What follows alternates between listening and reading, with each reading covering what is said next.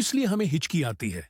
असल में जब हमारा डायफ्राम यानी सांस लेने की बड़ी मांसपेशी अचानक सिकुड़ जाती है और उसी वक्त हमारा ग्लॉटिस यानी आवाज का रास्ता झट से बंद हो जाता है, तभी हमारे मुंह से निकलता है वो हिक।